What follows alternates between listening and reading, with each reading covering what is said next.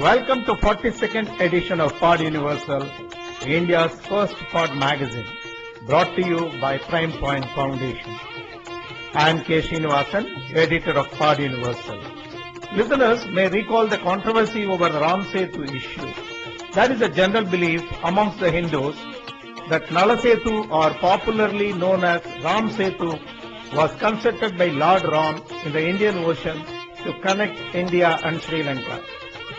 There is also a strong belief that Hanuman and his Vanar Seva brought some unique floating stones from different places and used them for constructing this bridge. Recently, we came across two such stones weighing around 2.5 kg and 1.5 kg, brought from Rameshwaram and picked up from the Ram Setu. We requested Dr. Kalyanaraman, an eminent researcher, to explain this phenomenon. Please listen to him now. In Valmiki Ramayana, very detailed description of the Setu Bandha is given in the Yuddha Kanda. It's almost like a bridge engineering manual. Nala organized this Vanara Sena for bringing in material for building the causeway. Materials included trees, boughs and boulders, which look like mountains and peaks.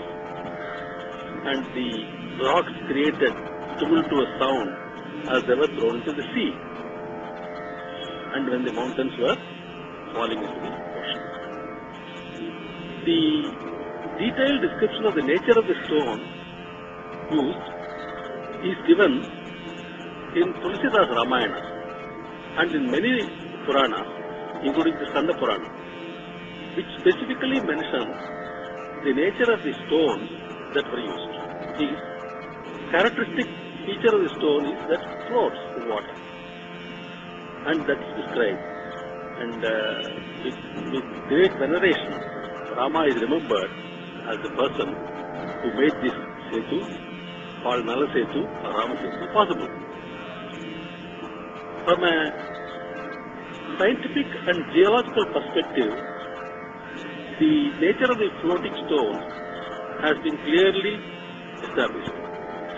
The stones are accumulations or assemblies of coral groups or coral families, coral assemblies they were called. Almost like fossils, they cluster together. The characteristic nature of the corals is that they can be formed only on hard surface. They can't be formed on loose sand. When the investigations were done by geologist Dr. Badri Narayanan of the National Institute of Ocean Technology in relation to this Setu Samudram Channel project, by digging bore wells, an astonishing scientific fact was discovered. On top there were layers of sand shoals, and below, about 3 meters below these sand shoals, they found a layer of coral rocks, and below those layers of coral rocks were found layers of sand. So coral rocks could not have occurred in these layers of sand. So it's very clearly established that they were brought from the shore, either from the Rameshwaram side of the island or Savimana side of the bridge from Sri Lanka, and brought and placed here.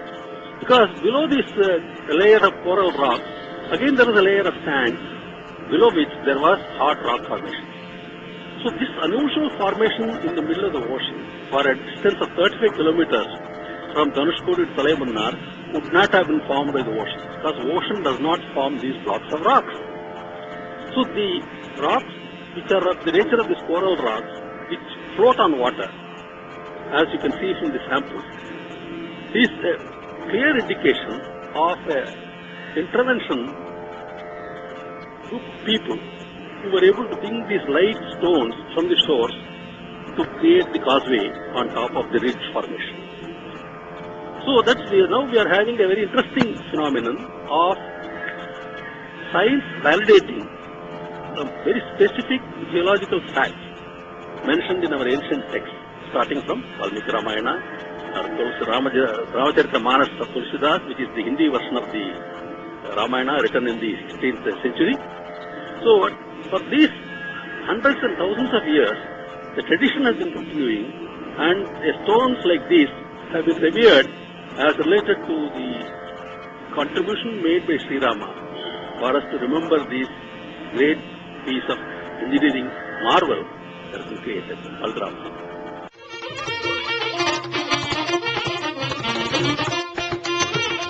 Thank you, listeners. That was Dr. Kalyanaraman, an eminent researcher, explaining about the unique floating stones used in Ram Setu. Hope you enjoyed this part show. For updates, please log on to poduniversal.com. Please send in your comments and suggestions to editor@poduniversal.com. This is K. Srinivasan, editor of Pod Universal, signing off from the show.